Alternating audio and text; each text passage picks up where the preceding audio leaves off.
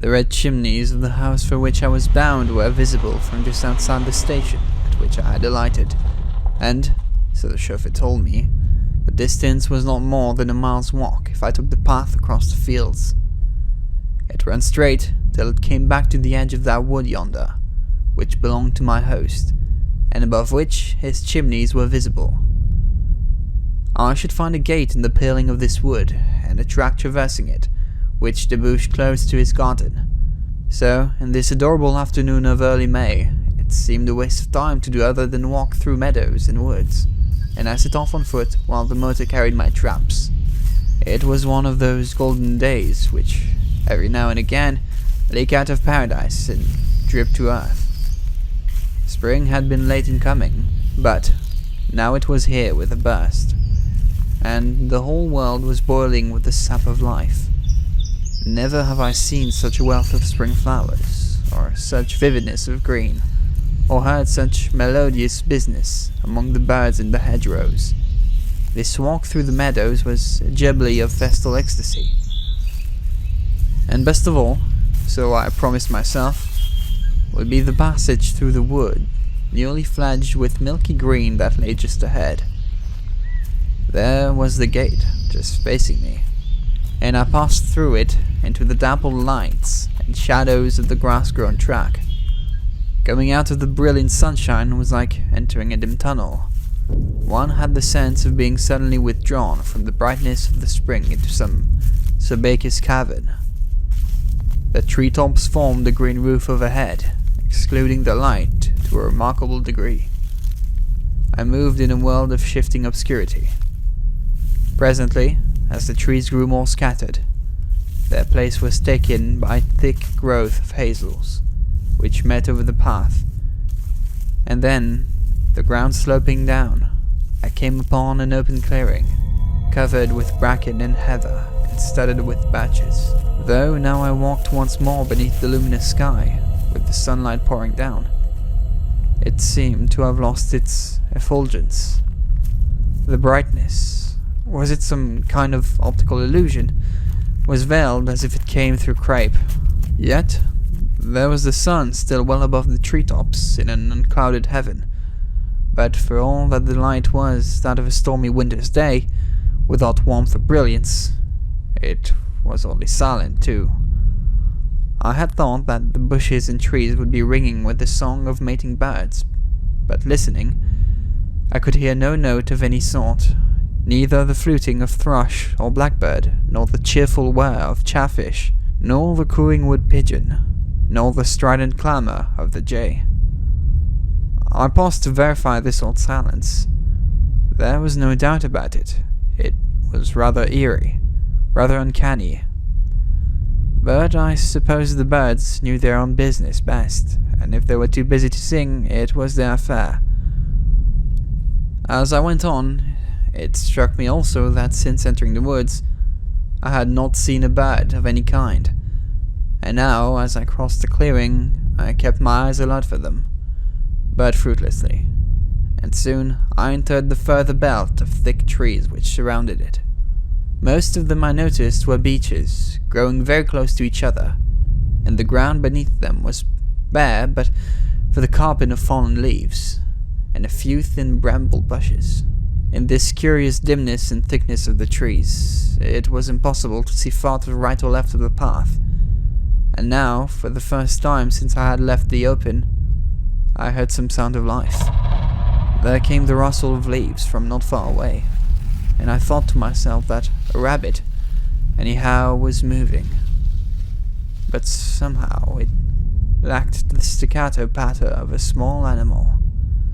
There was a certain stealthy heaviness about it, as if something much larger were stealing along and desirous of not being heard. I paused again to see what might emerge, but instantly the sound ceased.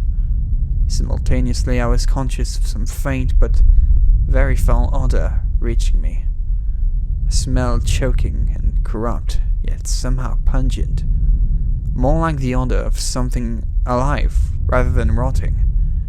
It was peculiarly sickening, and not wanting to get any closer to its source, I went on my way. Before long, came to the edge of the wood. Straight in front of me was a strip of meadow land, and beyond an iron gate between two brick walls, through which I had a glimpse of lawn and flower beds. To the left stood the house, and over the house and garden, there poured the amazing brightness of the declining afternoon. Hugh Granger and his wife were sitting out on the lawn, with the usual pack of assorted dogs: a Welsh collie, a yellow retriever, a fox terrier, and a Pekingese. Their protest at my intrusion gave way to the welcome of recognition. I was admitted into the circle. There was much to say, for I had been out of England for the last 3 months, during which time Hugh had settled into this little estate left by him by a recluse uncle, and he and Daisy had been busy during the Easter vacation with getting into the house. Certainly, it was a most attractive legacy. The house, through which I was presently taken, was a delightful little Queen Anne manor, and its situation on edge of this heather-clad Surrey ridge quite superb. We had tea in a small panelled parlour overlooking the garden, and soon the wider topics narrowed down to those of the day and the hour. I had walked, had I? Asked Daisy from the station. Did I go through the wood, or follow the path outside? The question she thus put to me was given trivially enough.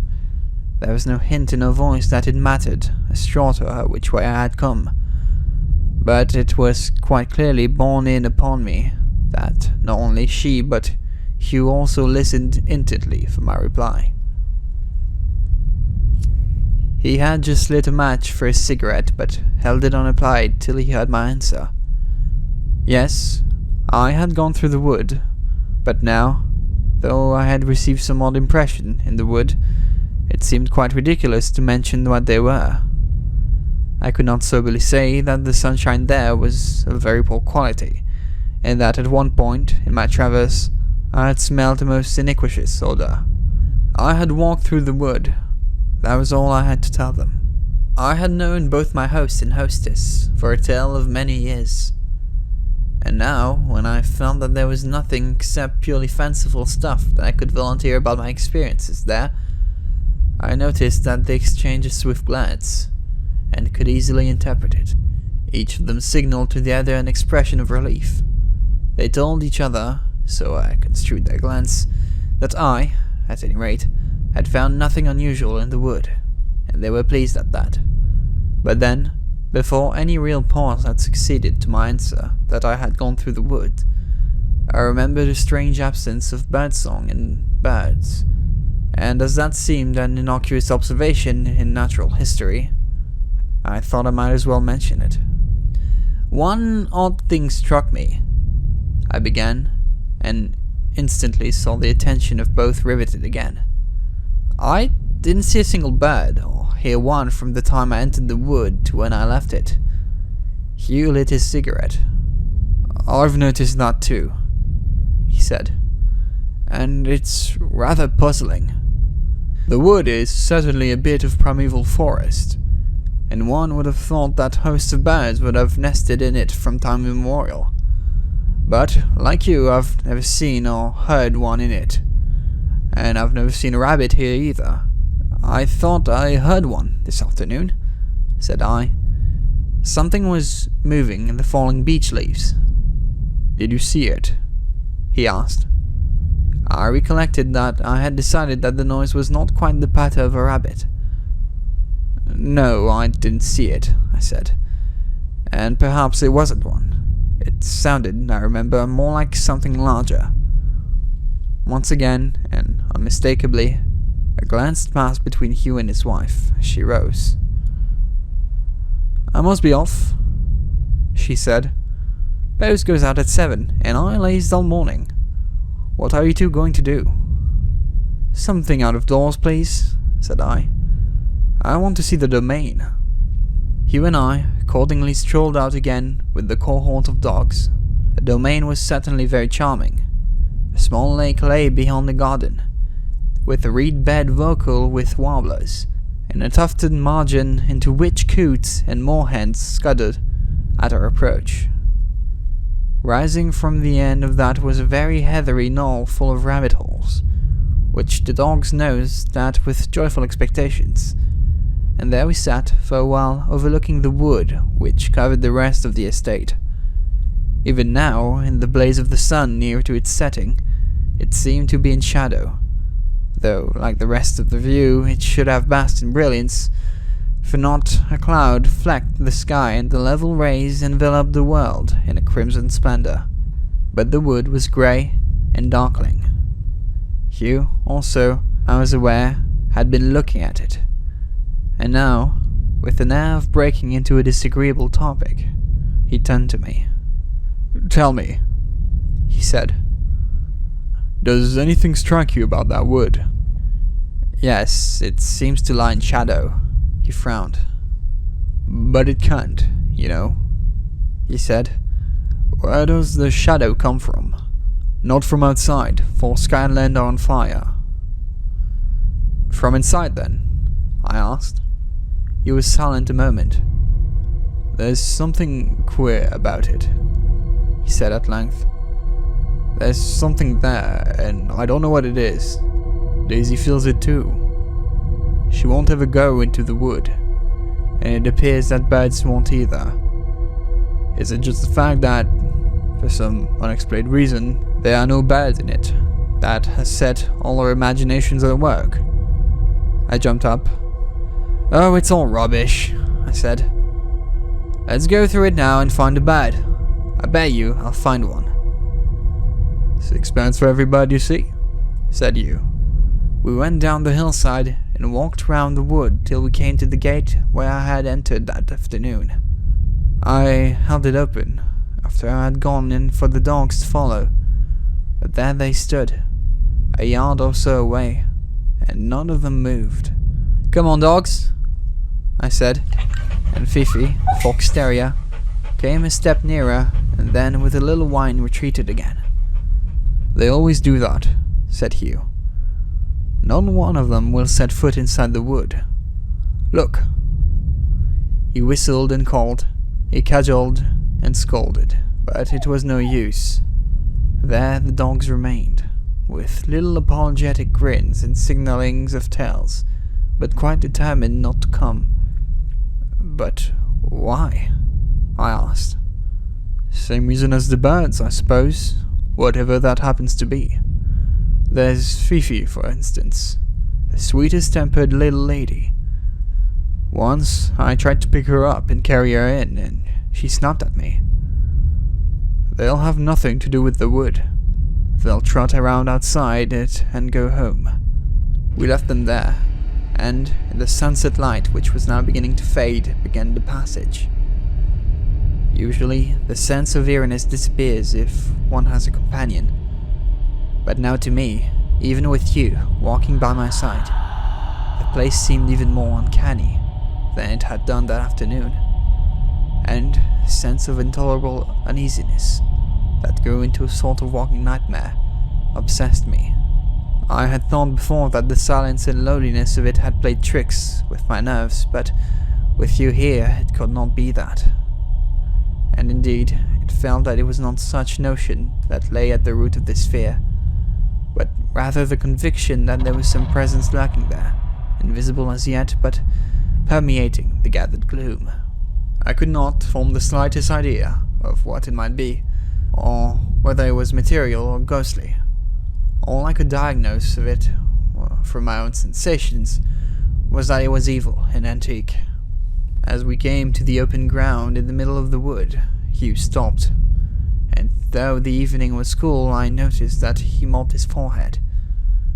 "Pretty nasty," he said. "No wonder the dogs don't like it. How do you feel about it?" Before I could answer, he shot out his hand, pointing to the belt of trees that lay beyond. "What's that?"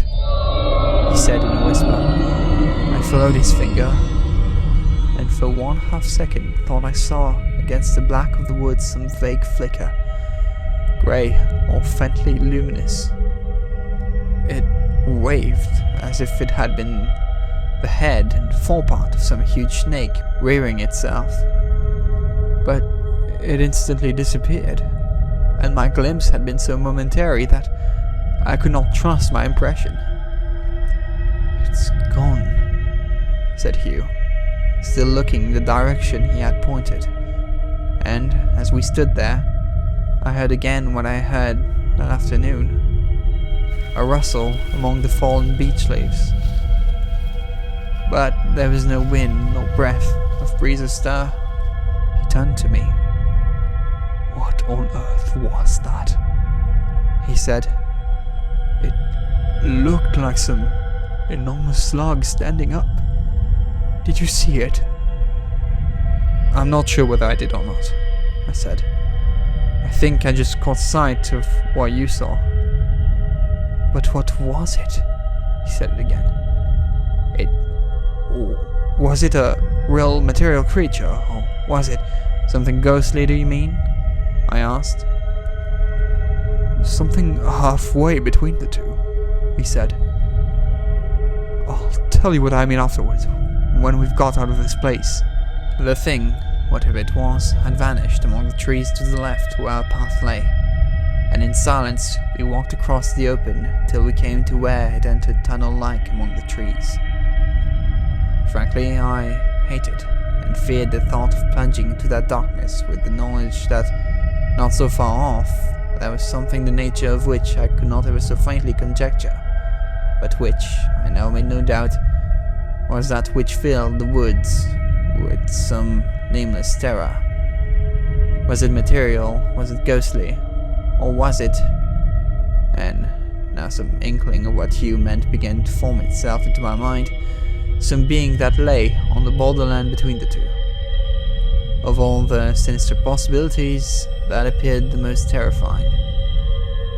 As we entered the trees again, I perceived that reek, alive and yet corrupt, which I had smelled before, but now it was far more potent, and we hurried on, choking with the odor that I now guessed to be not putrescence of decay, but the living substance of that which crawled and reared itself in the darkness of the woods, where no bird would shelter.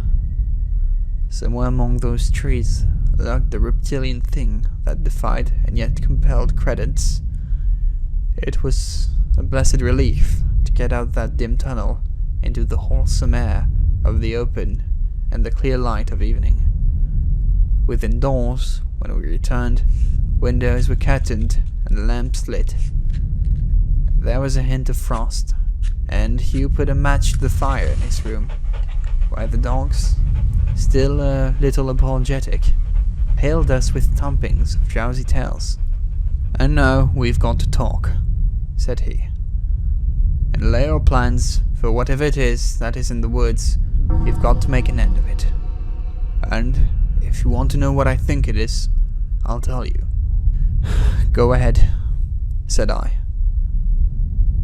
"You may laugh at me if you like," he said, "but I believe it is an elemental.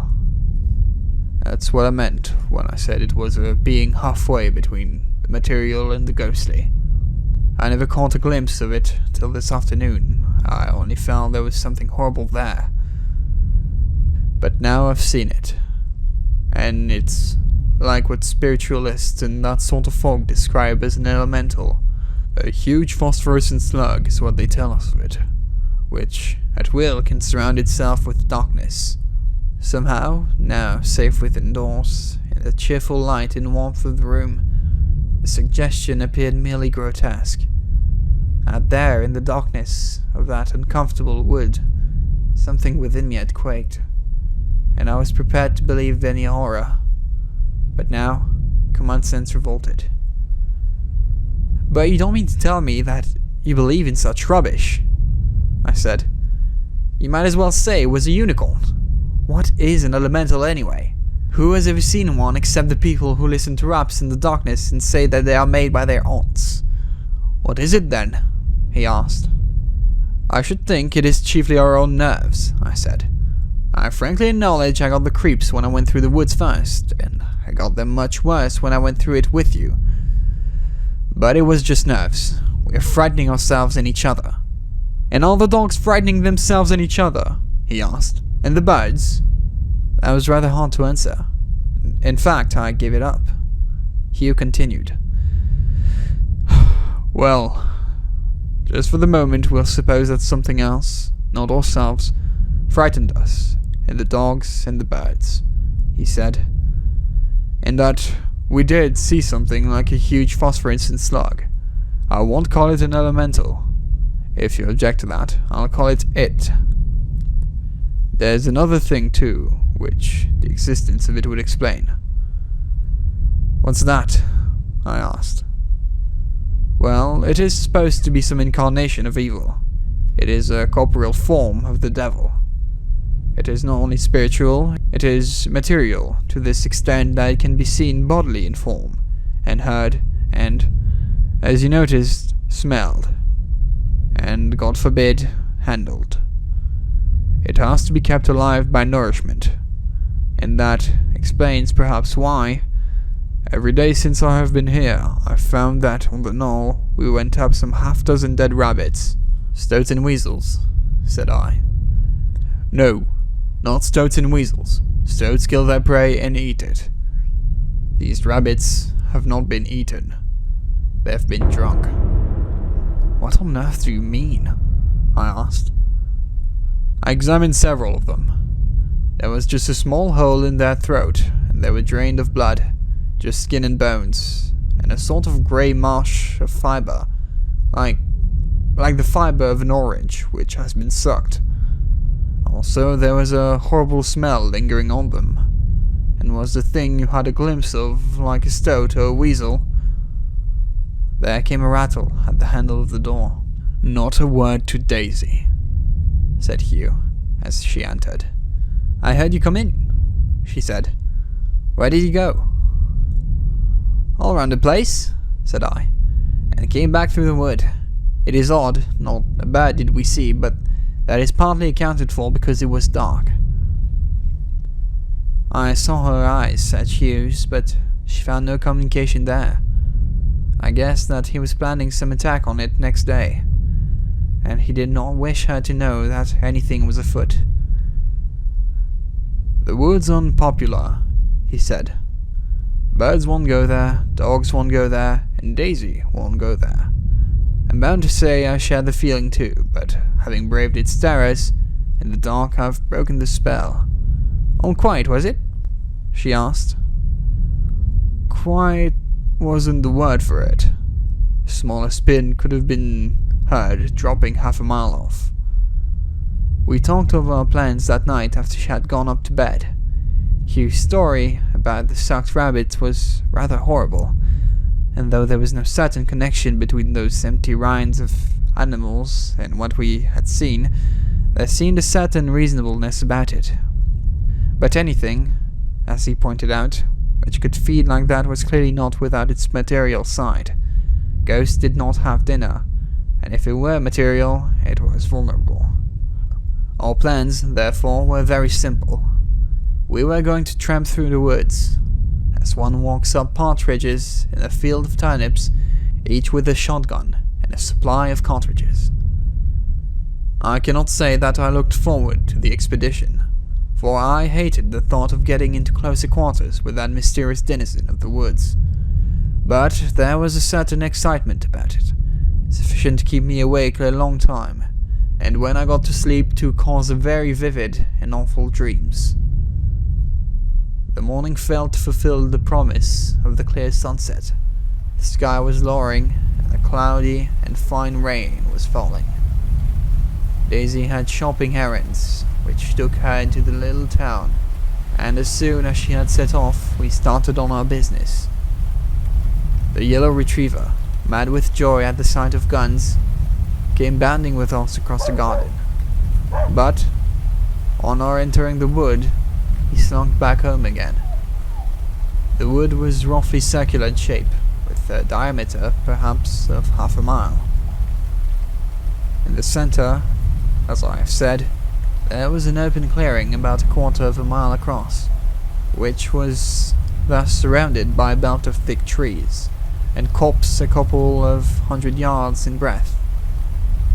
Our plan was first to walk together up to the path which led through the wood, with all possible stealth, hoping to hear some movement on the part of what we had come to seek. Failing that, we had settled to tramp through the woods at a distance at some 50 yards from each other, in a circular track. 2 or 3 of these circuits would cover the whole ground pretty thoroughly. Of the nature of a quarry, whether it would try to steal away from us, or possibly attack, we had no idea. It seemed, however, yesterday to have avoided us. Rain had been falling steadily for an hour when we entered the woods. It hissed a little in the treetops overhead, but so thick was the cover that the ground below was still not more than damp. It was a dark morning outside. Here you would say that the sun had already set, and the night was falling. Very quietly, we moved up the grassy path, where our footfalls were noiseless, and once we caught a whiff of that odor of life corruption. But though we stayed and listened, not a sound of anything stirred, except the sibilant rain over our heads. We went across the clearing and through the far gate, and still there was no sign. "We'll be getting into the trees then," said Hugh. "We had better start where we got that whiff of it." We went back to the place, which was towards the middle of the encompassing trees. The odor still lingered on the windless air. "Go on about 50 yards, he said, and then we'll go in. If either of us comes on the track of it, we'll shout to each other."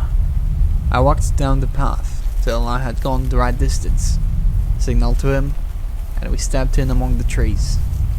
I have never known the sensation of such utter loneliness. I knew that Hugh was walking parallel with me, only 50 yards away, and if I hung on my step I could faintly hear his tread among the beech leaves. But I felt as if I was quite sundered in this dim place from all the companionship of man. The only live thing that lurked here was that monstrous, mysterious creature of evil. So thick were the trees that I could not see more than a dozen yards in any direction. All places outside the woods seemed infinitely remote, and infinitely remote also everything that had occurred to me in normal human life. I had been whisked out of all wholesome experiences into this antique and evil place. The rain had ceased. It whispered no longer in the treetops, testifying that there did exist a world and a sky outside, and only a few drops from above pattered on the beech leaves. Suddenly I heard the report of Hugh's gun, followed by a shouting voice. "I've missed it!" he shouted. "It's coming in your direction!" I heard him running towards me, the beech leaves rustling, and no doubt his footsteps drowned the stealthier noise that was close to me. All that happened now, until once more I heard the report of Hugh's gun, happened, I suppose, in less than a minute. If it had taken much longer, I do not imagine I should be telling it today. I stood there then, having heard Hugh shout, with my gun cocked and ready to put into my shoulder, and I listened to his running footstep. But still I saw nothing to shout at and heard nothing. Then, between 2 beech trees, quite close to me, I saw what I can only describe as a ball of darkness. It rolled very swiftly towards me over the few yards that separated me from it, and then, too late. I heard the dead beech leaves rustling below it. Just before it reached me, my brain realized where it was, or what it might be. But before I could raise my gun to shoot at that nothingness, it was upon me. My gun was twitched out of my hand, and I was enveloped in this blackness, which was the very essence of corruption. It knocked me off my feet, and I sprawled flat on my back. And upon me, as I lay there, I felt the weight of this invisible assailant. I groped wildly with my hands as they clutched something cold and slimy and hairy. They slipped off it, and next moment there was laid across my shoulder and neck something which felt like an India rubber tube. The end of it fastened to my neck like a snake, and I felt the skin rise beneath it. Again, with clutching hands, I tried to tear that obscene strength away from me, and I struggled with it. I heard Hugh's footsteps close to me through this layer of darkness that hid everything. My mouth was free and I shouted to him. Here! Here! I yelled. Close to you! Where it's darkest! I felt its hands on mine, and that added strength detached from my neck, that sucker that pulled at it. The coil that lay heavy on my legs and chest writhed and struggled and relaxed. Whatever it was that our 4 hands held slipped out of them, and I saw Hugh standing close to me, a yard or 2 off. Vanishing among the beech trunks was that blackness which had pulled over me. Hugh put up his gun and with his second barrel fired at it. The blackness dispersed, and there, wriggling like a huge worm, lay what we had come to find.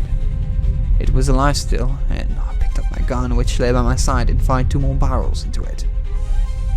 The writhing dwindled to mere shudderings and shakings, and then it lay still. With Hugh's help, I got to my feet, and we both reloaded before going nearer. On the ground there lay a monstrous thing, half slug, half worm. There was no head to it. It ended in a blunt point with an orifice.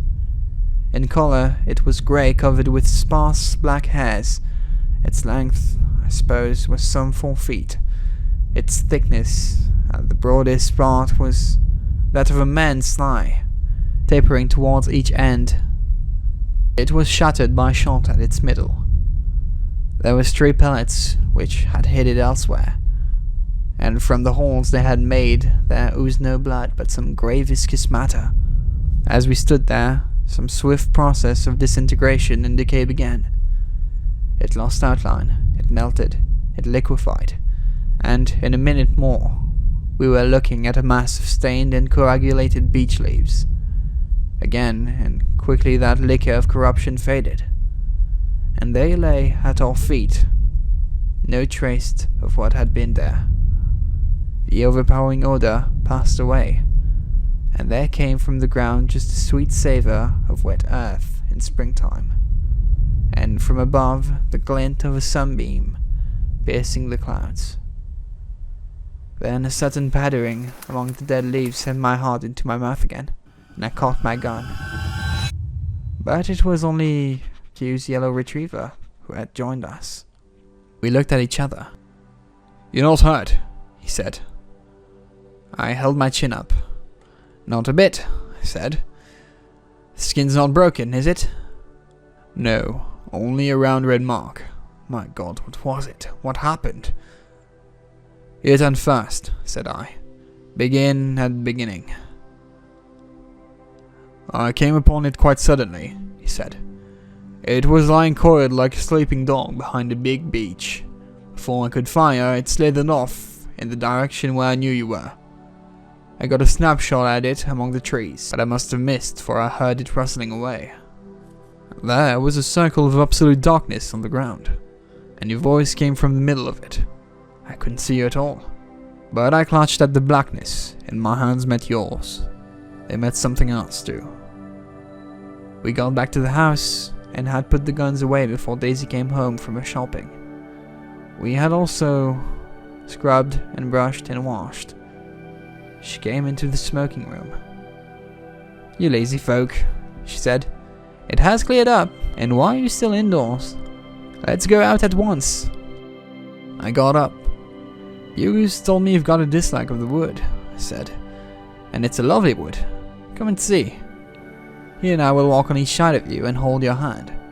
The dogs shall protect you as well." "But not one of them will go yard in the wood," said she. "Oh yes, they will. At least we'll try them. You must promise to come if they do." Hugh whistled them up, and down we went to the gate. They sat panting for it to be opened, and scuttled into the thickets in pursuit of interesting smells. "And who says there are no birds in it?" said Daisy. "Look at that robin. Why, there are 2 of them. Evidently house hunting."